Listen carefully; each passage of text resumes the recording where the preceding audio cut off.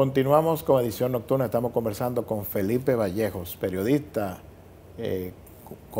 consultor en materia de comunicación y analista internacional. Estos temas internacionales estamos tocando, vamos a aterrizarlo un poco aquí, porque hablábamos del tema de la corrupción y cómo en otros países parecería que los resultados electorales tienen mucho que ver con este tema. Los brasileños eligen a un ultraderechista, básicamente por el tema de la corrupción, porque el PT ahora mismo está envuelto en varios escándalos, está siendo cuestionado. En México sucede algo similar. El PRI era un símbolo de la corrupción durante muchos años, a pesar de toda su victoria, pero se estableció así. ¿Qué podría pasar en República Dominicana?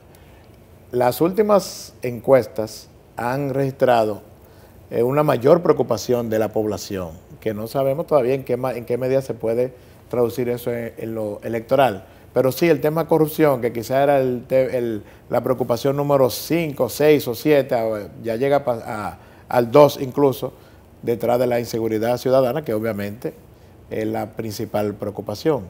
¿Cómo podría darse aquí? ¿Cómo tú visualizas la posibilidad de que en este país también el electorado tenga algún tipo de influencia en su comportamiento con este fenómeno? Muy buena pregunta.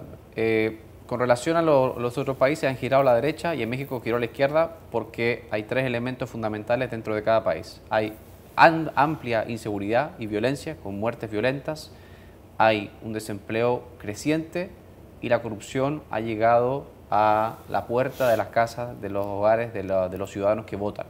Es decir, hay una indignación con relación a los casos, a los escándalos de corrupción, se asocia a la pobreza, al desempleo y se asocia también a la falta de soluciones a temas tan neurálgicos como la inseguridad ciudadana. Si vemos las encuestas más creíbles por lo menos, basándonos en firmas que realmente tienen esa credibilidad, la inseguridad ciudadana y un poco más abajo la corrupción son temas de mucha preocupación para la población dominicana y esto evidentemente determina la agenda pública y por ende la agenda política que los candidatos o en este momento precandidatos deben tratar con mayor fuerza. Decía una analista, una politóloga hace unas semanas que para tener ese mensaje de anticorrupción y de combatir la inseguridad hay que tener credibilidad. Entonces creo que a ojos de la intención del partido de gobierno en este momento de mantenerse en el poder más allá de 2020 la tiene muy difícil porque tiene muchos años continuos en el poder y puede verse en problemas si no hay un discurso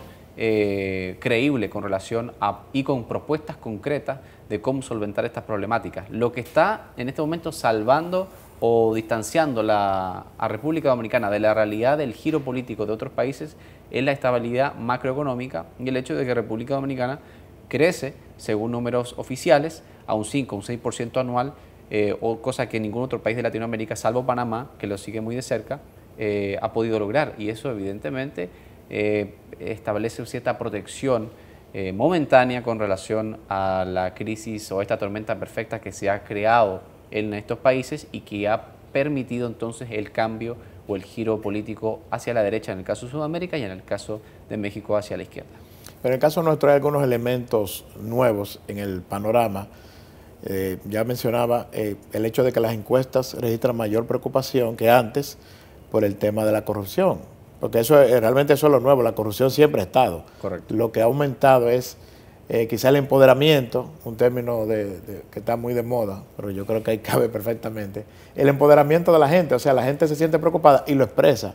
Y lo nuevo en esto es que lo han hecho, se ha hecho sentir ese reclamo ciudadano con movimientos como el de la Marcha Verde, que ha sido quizá, no ha sido consistente, pero sí ha tenido sus altas y sus bajas y en sus momentos altos ha sido un movimiento que aquí ha dado la impresión de que podía ser una opción electoral, aunque parece que ellos no están decididos a conformar un partido.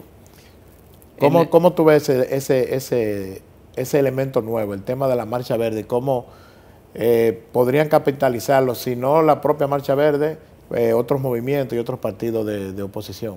Me parece que es el tema neurálgico de esta era. hace 8 años, 9 años, el tema que se había instaurado en la agenda fue la educación. Entonces, la marcha amarilla, la fiebre amarilla, el movimiento amarillo. Sí. En el año 2010, 4%. por el 4%, era simplemente, pero 4% tenía un objetivo específico, real, alcanzable. Era simplemente aplicar la Ley General de Educación aprobada en el 97, que destinaba el 4% del PIB a la educación preuniversitaria. En este caso, en esta era, el problema de la corrupción siempre ha existido, pero ha llegado entonces a ser una preocupación y motivo de indignación de la población y ha motivado a ciertos sectores a salir a reclamar por soluciones concretas de justicia y de evitar nuevos casos de corrupción con mayores mecanismos de control.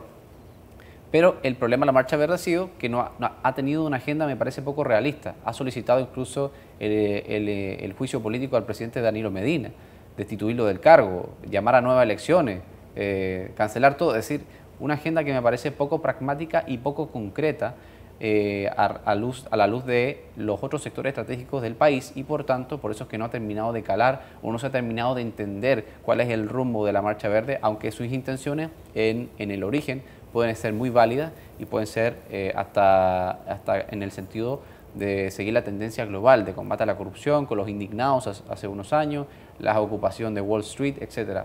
Pero en este caso, en el caso local, la corrupción va a ser el tema de debate en las próximas elecciones y puede determinar en muchos casos la subida o bajada de ciertos candidatos que pueden aspirar a posiciones públicas o a la propia reelección. No hablo del presidente Medina exclusivamente, sino de los diputados, de los senadores, de los alcaldes. Muchos de ellos tienen la potestad en este momento legal de reelegirse. Ahora bien, ¿qué va a hacer usted para combatir la corrupción? Bien, precisamente vamos a hablar de campaña electoral, redes sociales y noticias falsas, pero será cuando regresemos después de una breve pausa.